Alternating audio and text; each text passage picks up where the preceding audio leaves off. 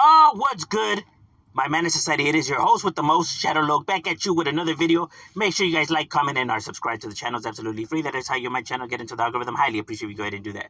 Now, what I wanted to discuss today was actually, I was asked about the lowrider culture, right? And who's actually the creators, who actually invented the culture and all of that, right? Now, before I start, let me just say, it's even sad that I even have to say it, that lowriders are not just for Mexicans. So that's not what I'm saying, or for raza, right? Anybody could be in a lowrider or love lowriders or have lowriders. You get what I'm saying? It's not just a raza thing. Just like rap isn't just a black thing, or just like hot rods isn't just for white people. You get what I'm saying? It's sad that the way that people want to spin the narratives and think of the situations, right? But lowriders is actually something that started roughly around the 1940s in Southern California. But before I hear the uproar, it's not something that was just originated by one person or something like that. It's something that evolved during time. So it's not just something that stayed within California or something that was just a Southern California thing, right? Because you had, lowriders, the lowrider scene in places like Texas, Arizona, and, places like that. Where there's raza. So it wasn't just a California thing, right? So roughly at the same time, the lowrider culture was hitting these areas all around roughly the same time for the same reasons, right? Because what created the lowrider culture was actually an inspiration that the Latinos, these individuals, got from hot rods. Hot rods is actually where they grabbed the idea of lowriders. Growing up, these kids, these young Chicanos, these young Latinos, because the lowrider culture isn't a gang banging culture, isn't just for cholos and Chicano and cholos is not the same thing. Okay, they share similar things, right? Because these individuals grab the Chicano culture and implement it in their way of living, right? But it doesn't mean that all Chicanos are cholos, you know what I mean? Or that everyone that likes lowriders is a gang member. That's just stupid in itself, Chicano doesn't mean cholo. You get what I'm saying? So these individuals growing up, hot rods was something that they were fascinated with. I mean, I don't got to tell anybody that, men, young boys, tend to like cars. You know what I mean? It's a man thing. It's always been a man thing. So at the time, remember, because the hot rod scene started roughly around the 1920s. So way before lowriders was even a thing, hot rods was the thing to do, right? And at first, hot rods was just about speed. It was about, designing cars to go fast. Speed was the thing, right? But the thing is that just like with anything else, it evolved during time, right?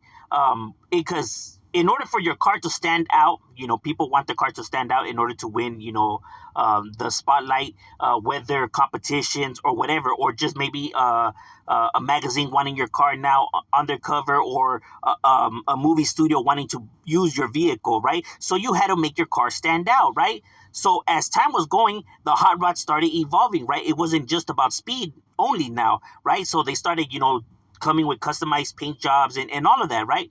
So these kids, because then Hot Rod magazine came out roughly around the 1930s, right? So these kids were, seeing these magazines and like, oh, wow, seeing all these nice cars or whatever, right? So they wanted to grab their own vision, right? But the thing is with the lowrider scene is that to the kids, it was more about the looks, how they look, right? It wasn't so much about the speed of things, right? But of how the vehicles looked. So they grabbed that concept, right, and now put their own spin to it, right, with their own vehicles that at the time they were only able to afford. You know what I mean? Because certain cars, like hot rods, it costs a amount of change, right? Compared to now, these cars are seen as classicals and hard to get and nice, whatever. But at the time, it was, the vehicles that people were able to afford, right? And the thing is that with the hot rod scene, even though you have influential individuals like Jim Lugo, who's the one that created the hydros, right? And then Ron Aguirre, Jesse Valadez, and Albert. So individuals that were influential when it comes to the lowrider scene, right? One for the hydro thing, the other one for getting passed California laws, challenging California's laws for the height of the vehicle, right, when implementing the hydros. And one for obviously his car winning the lowrider magazine, one of the first recognizable vehicles, I guess you could say, right? And the people that created Lowrider magazine as well, from because Lowrider magazine started in San Jose, California, like around the 1970s, with Larry Gonzalez Albert, which was his brother, right? So you had the lowrider scene, spreading. The reason why it was able to get more spotlight in California than in other places like Texas and areas like that is because here is home to the Hollywood scene.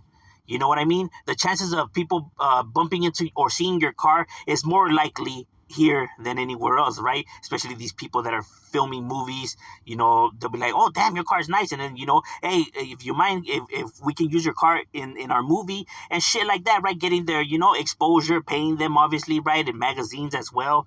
So the chances of your car or you standing out is going to be most likely here in California, in the Los Angeles area, right? But not to say that the lowrider scene just was in Los Angeles, because it happened in all of Southern California. You had the events from the San Fernando Valley all the way to San Diego and everything in between, right? So it's not just a Los Angeles thing, right? But the chances of your vehicle being recognized is more happening here where the movie scene is, right? And that's why these individuals tended to be the ones that were front and center when it came to the whole lowrider pushing. That's why most people consider it a Los Angeles thing, right?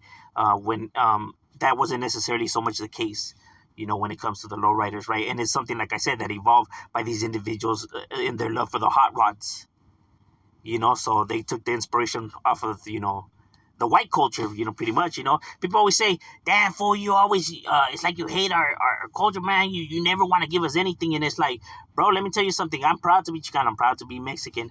But Mexican and Chicano is not the same thing, right? And Chicano is not a real actual location. It's not a real place, right? So what people use as related to Chicano obviously was influenced by other people's culture. Because like I said, Chicano wasn't a real culture, right? It grabbed certain elements from different people's culture to create their own culture, right? Because they were neither here nor there. They weren't seen as Mexican. They weren't seen as American. They were the, I guess the oddballs, right?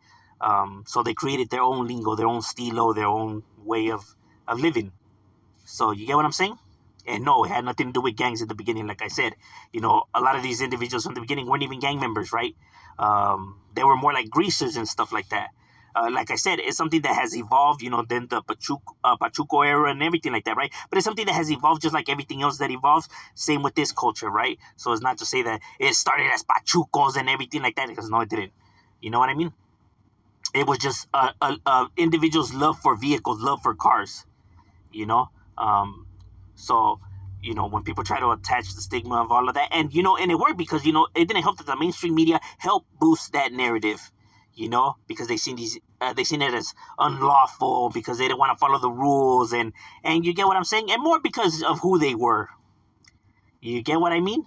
Not necessarily more because they hate the vehicles or of them wanting to do the vehicles, more because of the skin color and the fact that they're trying to do it. Remember, these were different times back then, right? So they had to make them look like villains. So they try to make the culture look like, they try to brand the culture as like being a negative, bad culture, right? Which is stupid in itself, right? Because it's just a love for vehicles. And like I said, then, as time that has evolved for the hydro competitions and all of that, right? But like I said, it's not just something that was just Latinos that were doing it, right?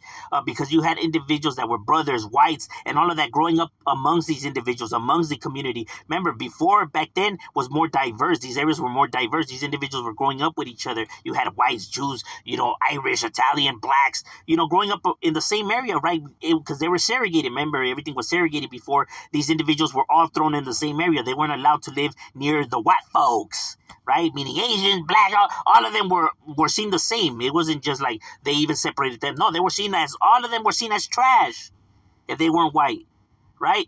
So they grow up, having something in common, related, you know what I mean? So these individuals, all growing up, getting their own whips and lowrider scene, you know what I mean? But mostly it was a raza thing, you know what I mean? But not to say that it was only for raza, Narratives like that is seen nowadays when people try to brand shit like that, like rap is only for blacks or lowriders is only for Mexican. You know, the ignorance and the stupidity of people, right? Because back then, these individuals never seen it like that, right? Or never branded it like that because they didn't care about shit like that. They were fighting the same common enemy, the oppression.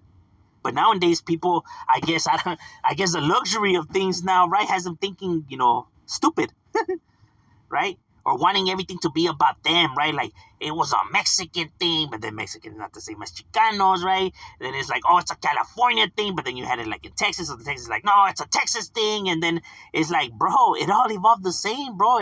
Why people care about shit like that so much, I have no clue, right? Because Texas and California back then had a really good relationship.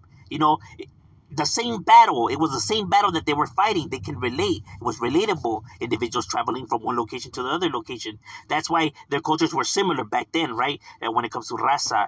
But then, like I said, people started putting dividers and wanting to think who's better, who's that. What?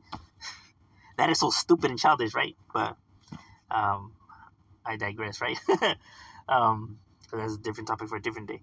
But overall, the lowrider scene was something that was, influenced by hot rod scene, right? And it hit here in Southern California, in the beginning, like with, early car clubs, like the Dukes and the Browns and the Dynasties and all of that, right? Some of the earlier car, clubs, right? But in the beginning, there was no lowrider car clubs, right? That's something that came on later on, with these individuals and now competitions and shit like that, right?